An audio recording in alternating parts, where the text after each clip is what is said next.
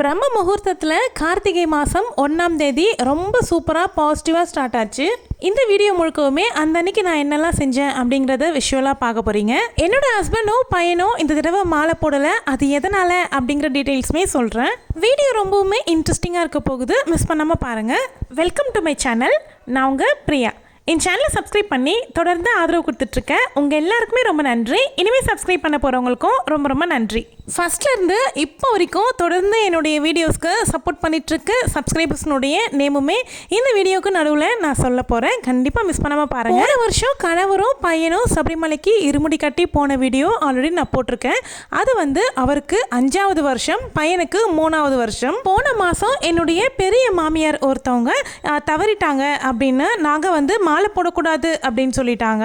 அது மட்டும் இல்லாமல் ஒரு வருஷத்துக்கு மலை கோவில்களுக்கெல்லாம் போகக்கூடாது, 3 மாதத்துக்கு கற்பூரம் தேங்காய் இதெல்லாம் காமிக்கக்கூடாது அப்படின்னு சொல்லிட்டு இருந்தாங்க. அதனால் வேண்டி இந்த வருஷம் மாலை போட்டு மலைக்கு போக முடியல.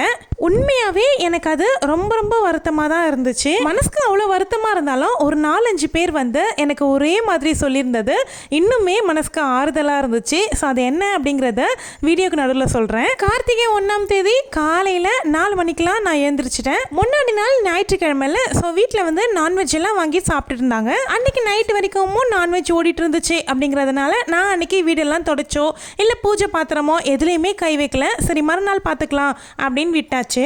கார்த்திகை 1 அன்னைக்கு முதல்ல எழுந்து தலையெல்லாம் குளிச்சுட்டு நிலைவாசலை ஃபஸ்ட்டு ரெடி பண்ணிடலாம் அப்படின்னு அங்கேருந்து ஆரம்பிச்சிட்டேன். கார்த்திகை மாதமும் மார்கழி மாதமும் வீட்டில் விளக்கு போடுறது அவ்வளோ விசேஷங்க. எப்போவுமே போடணும், இருந்தாலும் கூடுதலான சிறப்பு அப்படின்னு சொல்லலாம். கார்த்திகை மாதம் மாலையில் விளக்கு போடுறது சிறப்புனும், மார்கழி மாதத்தில் அதிகாலையில் பிரம்ம முகூர்த்தத்தில் விளக்கு வைக்கிறது சிறப்பான விஷயம் அப்படின்னு சொல்ல கேள்விப்பட்டிருப்பீங்க. என்ன கேட்டிங்கன்னா ரொம்ப அதிகாலையில் முடியல அப்படின்னா கூட சூரிய உதயத்துக்கு முன்னாடியாவது நீங்கள் வீட்டில் நிலைவாசலில் விளக்கு வச்சிங்க அப்படின்னா உங்களுக்குமே அந்த நாள் ரொம்ப பாசிட்டிவாக போகும். நம்மளுடைய வீட்டுக்குமே ஒரு சுபிக்ஷத்தை ஏற்படுத்தும்.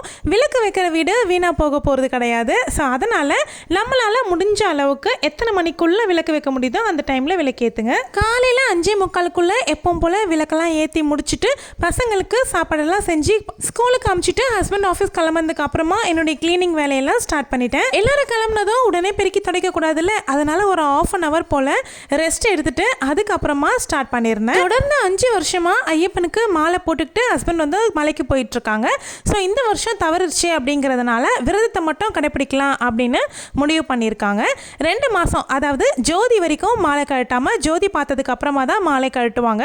அதே மாதிரி அந்த 2 மாதமும் நான்வெஜ் சாப்பிடாம இருந்துடலாம் அப்படின்னு வீட்டில் எல்லாருமே முடிவு பண்ணிட்டோம். நம்மளுடைய சேனல் 10,000 சப்ஸ்கிரைபர் கிராஸ் ஆனதுக்காக நான் ஒரு கிவ்அவே அனௌன்ஸ் பண்ணி ஒரு வீடியோ போட்டிருந்தேன். அது ஷார்ட்ஸ் வீடியோ தான். அந்த வீடியோனுடைய லிங்க்கை இந்த வீடியோ கீழே இருக்க டிஸ்கிரிப்ஷன் பாக்ஸில் வைக்கிறேன். நீங்கள் அந்த கிவ்அவேல இன்னும் கலந்துக்கல அப்படின்னா கண்டிப்பாக கமெண்ட் பண்ணுங்கள். அதில் கார்த்திகை மாதத்தில் முருகப்பெருமானுக்குமே உகந்த மாதம் தான். முருகனுடைய வேலை உங்கள் வீடு தேடி வர்றதுக்கான வாய்ப்பை தவற விட்டுறாதீங்க. நம்மளுடைய சப்ஸ்கிரைபர்ஸ்க்காக மட்டும்தான் இந்த கிவ்அவே நான் அனௌன்ஸ் பண்ணியிருக்கேன். 10 பேருக்கு 10,000 சப்ஸ்கிரைபர்ஸுங்கிறதுனால 10 பேருக்கு நான் அந்த வேல் கொடுக்க போகிறேன். நீங்களும் அதில் வின் பண்ணுறதுக்கு நிறைய வாய்ப்பு இருக்குது. அதனால் அந்த வீடியோ கீழே போயிட்டு கமெண்ட் பண்ணுங்கள். சேனலை சப்ஸ்கிரைப் பண்ணியிருக்கணும். இதே மாதிரி இந்த யூடியூப்பில் நான் ஒவ்வொரு மைல்ஸ்டோனை நான் கடக்கும் பொழுதும் நிச்சயமாக என்னுடைய வெற்றியில் ஒரு பங்களிப்பாக உங்களுக்குமே நான் ஏதாவது இந்த மாதிரி கிவ்அவே மாதிரி கொடுக்கணும் அப்படின்னு முடிவு பண்ணியிருக்கேன். அதனுடைய தொடக்கமாக தான் இதில் நான் சொல்கிறேன். அந்த வேல் ஸ்க்ரீனில் நான் சைடில் அட்டாச் பண்ணுறேன் பாருங்கள். இப்படி தான் இருக்க போகுது. 4 inchல வரும் அந்த வேல். ஒரு பிராஸாலான வேல் தான் கொடுக்க போகிறேன். நிறைய கஷ்டப்பட்டு தான் இந்த சேனல் இது வரைக்கும் கொண்டு வந்திருக்கேன். எனக்கு ஆரம்பத்திலேருந்து இப்போ வரைக்கும் ரெகுலராக சப்போர்ட் பண்ணிகிட்ருக்க சப்ஸ்கிரைபர்ஸ் சொந்தங்கள் நிறைய பேர் இருக்கீங்க. அதில் ஒரு சிலர் ரெகுலராக எனக்கு கமெண்ட் பண்ணுறவங்க இருக்காங்க. அவங்களுடைய நேம் எல்லாம் நான் இப்போ சொல்கிறேன். ஃபஸ்ட்டு நாராயணன் அண்ணா, அப்புறம் அம்மா டைரி அப்படிங்கிற அக்கௌண்ட்லேருந்து கமெண்ட் போடுறேன் ரூபி சிஸ்டர். அதுக்கப்புறம் பாசிட்டிவ் வைப்ஸ்ன்ற ஐடியில் கமெண்ட் பண்ணிட்டு இருந்த சீதா சிஸ்டர். இப்போ அவங்க சீதா சரோ அப்படிங்கிற ஐடியிலேருந்து கமெண்ட் போடுறாங்க. அதுக்கப்புறம் பத்மான்ற சிஸ்டர் ஸ்டார்டிங்கில் நிறைய கமெண்ட்ஸ் போட்டுட்டு இருந்தாங்க. இப்போ கொஞ்சம் அவங்க கமெண்ட்ஸ்லாம் காணோம், இருந்தாலும் அவங்கள மறக்கக்கூடாதுல்ல, அதனால வீடியோவில் சொல்கிறேன். இப்போ ரீசெண்ட் டேஸாக நிறைய பேர் ஆட் ஆயிருக்காங்க ரெகுலர் கமெண்ட்டாக. அதில் ஜெயந்தி சிஸ்டர், பரணி, ரித்தி குரு, ஸ்ரீலதா, சாரு ஸ்ரீ, சிவகுமார் பழனிசாமி இவங்க எல்லாரும் எனக்கு ரெகுலராக சூப்பராக கமெண்ட் போடுறவங்க. இது கூடவே சேர்த்து என்னுடைய தம்பி வந்து ஆரம்பத்திலேருந்தே எனக்கு வந்து ரொம்ப நல்ல சப்போர்ட்டிவாக இருப்பாரு. என்னோட ரிலேஷன்ஸ் நிறைய பேர் என்னுடைய வீடியோ பார்க்குறாங்க. இவங்க எல்லாருக்குமே பெரிய பெரிய நன்றிகள். தொடர்ந்து இதே மாதிரி என்னுடைய வீடியோ பாருங்கள், எனக்கு வந்து கமெண்ட் போடுங்க. நீங்கள் போடுற கமெண்ட்டை தான் எனக்கு இன்னும் ரொம்ப ரொம்ப உற்சாகமாக இருக்கும். வீடியோவை லைக் பண்ணுறதுக்கு மறந்துடாதீங்க. ஹைப் பட்டனும் கொடுங்க. நிறைய பேர் ஹைப்பே கொடுக்க மாட்டிருக்கீங்க. எனக்கும் ஆசையாக இருக்கும்ல, எனக்கு ஹைப் கொடுங்க. இந்த 5 வருஷமாகவும் ஐயப்ப சுவாமி படத்தை அந்த டைமில் இறக்கி சுவாமி கும்பிட்டுட்டு மலைக்கு போயிட்டு வந்ததுக்கு அப்புறமா எல்லாமே எடுத்து சுவாமி துணிங்களோடவே எடுத்து வச்சிருவேன். ஆனால் இந்த வருஷம்தான் நினச்சிக்கிட்டே இருந்தேன், ஐயப்ப சுவாமி படம் இறக்கும்பொழுது இப்போவுமே கண்டினியூவாக வைக்கிற மாதிரி இறக்கிடணும் அப்படின்னு சொல்லிட்டு நினச்சிக்கிட்டு வீட்லேயுமே பேசிக்கிட்டு இருந்தேன். ஆனால் இந்த தடவை வந்து மாலையே போட முடியாமல் போயிட்டதுனால ரொம்ப கன்ஃபியூஸாக இருந்துச்சு. படம் வச்சு சுவாமி கும்பிடலாமா அப்படின்னும் தெரியலையே. ஸோ பங்காளி தீட்டு அப்படிங்கிறதுனால இதை பண்ணலாமான்னு தெரியல அப்படிங்கிற மாதிரி யோசிச்சுட்டு இருந்தேன். ஸோ பெரிய மாமியாருக்கு கால் பண்ணி கேட்டேன். அவங்க வந்து பண்ணலாம் அப்படின்னு தான் நினைக்கிறேன். எனக்கு இதை பற்றி அவ்வளோ கிளியராக தெரியாது. ஸோ நீ யாரையாவது ஒரு குருசுவாமியோ இல்லைன்னா வந்து கோயில் குருக்களையோ போய் கேளுங்க அப்படின்னு சொல்லி சொன்னாங்க. ஸோ அதனால் நான் பஜனைக்கு போவோம் பார்த்தீங்களா, லாஸ்ட் இயர்லாம் நிறைய பஜனை வீடியோஸ் வந்து நான் போட்டிருக்கேன். அந்த கோவிலில் பஜனைக்கு வந்திருந்த சுவாமியுமே கேட்டிருந்தேன். என்னுடைய தம்பியுமே சொல்லியிருந்தாரு, சுவாமி படம் வச்சு கும்பிட்றதுலலாம் எந்த தடங்களும் இல்லை, நீ தாராளமாக வச்சு கும்பிடுக்கா அப்படின்னு சொன்னாப்புல. இருந்தாலும் நான் வந்து ஒரு டவுட்டாகவே இருந்துச்சு. சரின்ட்டு கோவிலுக்கு பஜனைக்கு வரவங்களில் ஒரு நல்ல குருசாமியாக பார்த்து கேட்டிருந்தேன், இந்த மாதிரி வந்து சுவாமி படத்தை இறக்கி வச்சு கும்பிடலாமா, எங்கள் வீட்டில் வந்து இந்த மாதிரி ஒன்று இருக்குது, நான் செய்யலாமா அப்படின்னு சொல்லி கேட்டிருந்தேன். அவர் வந்து தாராளமாக வைங்க, ஐயப்ப படத்தை ஃபஸ்ட்டு எதுக்கு எடுத்து மேலே வைக்கிறீங்க அப்படின்னு சொல்லிட்டு அவர் வந்து கேட்டார். இல்லை, இந்த தடவை இறக்கும் பொழுது தான் மொத்தமாக வச்சிடணும் அப்படின்னு நினச்சேன் அப்படின்னு சொன்னார். இனிமேல் எடுத்து மேலே வைக்காதீங்க, வருஷம் முழுக்க ஐயப்ப பக்தராக இருக்கிறது முக்கியம் இல்லைங்க, அவரை வச்சு வணங்குங்க அப்படின்னு சொன்னார். அப்போ தான் நானுமே முடிவு பண்ணேன், சரி ஓகே, இனிமேட்டுக்கு நம்ம நினச்ச மாதிரி தொடர்ந்து ஐயப்ப சுவாமி படத்தை வந்து நம்ம பூஜை அறையிலேயே வச்சிடலாம். அப்படி நாங்கள் வந்து பெருசாக நான்வெஜ்ஜுமே அதிகமாக செய்ய மாட்டோங்க, வாரத்துக்கு ஒரு நாள் தான் செய்கிறது. அதுவே வந்து பூஜை அறையில் ஸ்டாண்டில் டோர்லாம் இருக்குது அப்படிங்கிறதுனால பிரச்சனை கிடையாது. எனக்கு வந்து முருகரும் ஐயப்பரும் ரொம்ப ரொம்ப இஷ்ட தெய்வம்ங்க. என்னுடைய வாழ்நாளில் ஒரே ஒரு தடவையாவது சுவாமி ஐயப்பனை சபரிமலையில் போய் தரிசனம் பண்ணணும். அந்த ஒரு பாக்கியம் கண்டிப்பாக எனக்கு ஐயப்ப சுவாமி கொடுக்கணும் அப்படின்னு நானுமே தினம் வேண்டிக்கிட்டு தான் இருக்கேன். ஐயப்ப சுவாமிக்கு என் மேலே நிறைய கருணை இருக்குது அப்படிங்கிற உணர்ந்த தருணம் அப்படின்னு தான் சொல்லணும். என்ன அப்படின்னா, நான் வந்து ஹஸ்பண்ட் வந்து மாலை போட முடியாது அப்படிங்கிறதுனால ரொம்ப வருத்தமாக இருந்தேன். என்னடா இது சடனாக இந்த மாதிரி ஆயிடுச்சே, தொடர்ந்து போயிட்டு இருந்தாங்க, ஏதாவது பிரச்சனையா இல்லை ஏதாவது நம்ம குறை வச்சுட்டோமா, ஐயப்பையன் இந்த வருஷம் அவங்கள கூப்பிடல அப்படின்னு ரொம்ப மனசுக்கு பாரமாக தான் இருந்துச்சு. என்னுடைய பாரத்தை குறைக்கிற மாதிரி ஒரு 4-5 பேர் எனக்கு வந்து ஆறுதல் சொல்லியிருந்தாங்க. எனக்கு சமீப காலமாக தான் ஆப்ரேஷன் ஒன்று நடந்துச்சு, 2 மாதம் முடிஞ்சிருக்கு. அதனால் உனக்கு உடம்பு சரியில்லை அப்படிங்கிறதுனால நீ மாலை போட்டாரு அப்படின்னா ரொம்ப ஏதாவது எஃபெக்ட் எடுத்து உன்னை வீடெல்லாம் சுத்தம் பண்ணிட்டு இருக்கணும், நீ அவங்களுக்கு தனித்தனியாக புது புது சமையலாம் செஞ்சு கொடுக்கணும், அவங்களுக்கு எல்லாமே நீ பணிவிட பண்ணணும் அப்படிங்கிறதுனாலேயே ஐயப்பன் வந்து உன் மேலே கருணை காட்டி அவரை வந்து இந்த தடவை மாலை போடாமல் உனக்கு ரெஸ்ட் கொடுத்துட்டாரு அப்படின்னு நீ நினச்சிக்கோ அப்படின்னு நிறைய பேர் சொன்னாங்க.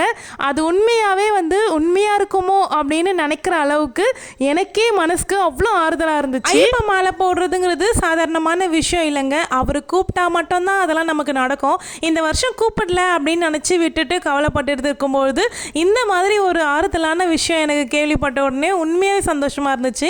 ஐயப்ப சாமி நம்மளையும் ஒரு ஆளாக நினச்சி நம்ம மேலே கருணை காட்டி நம்மளுடைய உடல் நிலைமைக்கு ஏற்ற மாதிரி நம்ம சூழ்நிலையை ஏற்படுத்தி கொடுத்துருக்காரு அப்படின்னு நினச்சிக்கிட்டேன். உண்மையாகவே வந்து இந்த மாதிரி ஒரு பங்காளி தீட்டு அப்படின்னு இல்லாமல் இருந்துச்சு அப்படின்னா நிச்சயம் மாலை போட்டிருப்பாரு. என்னுடைய சக்திக்கு மீறி நான் வந்து எல்லாமே வீடு சுத்தமாக வச்சுக்கிறதுலேருந்து சமைக்கிறதுலேருந்து எல்லாமே என்னால் உடம்புக்கு முடியாமல் நான் செஞ்சுருக்க வேண்டிய சூழ்நிலையாக ஏற்பட்டிருக்கும். ஸோ அதெல்லாம் இல்லாமல் நான் வந்து ஒரு மாதிரி மைண்ட் பீஸ்ஃபுல்லாக இப்போ நான் சுவாமி கும்பிட போகிறேன் அப்படின்னா உண்மையாகவே அது வந்து ஐயப்பா வந்து எனக்கு ஒரு என்ன நினச்சி அவர் கருணை காட்டியிருக்காரு அப்படின்னு தான் சொல்லணும். உண்மையாகவே முருகப்பெருமான் எப்படி கலியுகத்தில் கண்கண்ட தெய்வமோ அதே மாதிரி கலியுகத்தினுடைய கண்கண்ட தெய்வத்தில் இன்னொருவர்னா சுவாமி ஐயப்பன் நான் நல்லா சொல்லுவேன். ஏன்னா இவங்க இவங்க 2 பேரும் என் வாழ்க்கையில் பெரிய பெரிய அதிசயங்கள் வந்து அற்புதங்கள் அதிசயங்கள் நிறைய செஞ்சுருக்காங்க. சரி சொல்லுங்கள், உங்கள் ஃபேமிலியில் யாரெல்லாம் மாலை போட போகிறாங்க அப்படின்னு கமெண்ட் செக்ஷனில் கண்டிப்பாக கமெண்ட் பண்ணுங்கள். நீங்கள் வீடியோ பார்க்குறீங்க அப்படின்னா வீடியோவை சப்ஸ்கிரைப் பண்ணிக்கோங்க. சப்ஸ்கிரைப் பண்ணாமல் தாங்க நிறைய பேர் பார்த்துட்ருக்கீங்க. ஸோ அதனால் வீடியோவை ரெகுலராக பார்க்குறீங்கன்னா சப்ஸ்கிரைப் பண்ணி வச்சுக்கிட்டு பாருங்கள். சப்ஸ்கிரைப் பண்ணுறதுனால என்னங்க ஆக போகுது? எனக்கும் ஒரு ஜாலியாக இருக்கும்ல, ஆஹா சூப்பர் நமக்கு ஒரு சப்ஸ்கிரைபர் கிடச்சிருக்காங்க அப்படின்ட்டு. அதுக்காகவாவது சப்ஸ்கிரைப் பண்ணிக்கோங்க. இதே மாதிரி நம்மளுடைய சேனல் வந்து 25,000 சப்ஸ்கிரைபர்ஸ் ரீச் ஆகும்பொழுது இன்னொரு கிவ் அவேவுமே கொடுக்கலாம் அப்படின்னு யோசித்து வச்சுருக்கேங்க. அந்த மாதிரி 50,000, 1 lakh இந்த மாதிரி ஒவ்வொரு மைல் ஸ்டோனை நான் கடக்கும்பொழுதும் என்னுடைய சப்ஸ்கிரைபர் இல்லாமல் இது நடக்கிறதுக்கு வாய்ப்பே கிடையாது. அதனால் சப்ஸ்கிரைபருக்கு நம்ம ஏதாவது செய்யணும் அப்படிங்கிறதுக்காக தான் நான் இப்படியெல்லாம் யோசித்து வச்சுருக்கேன்.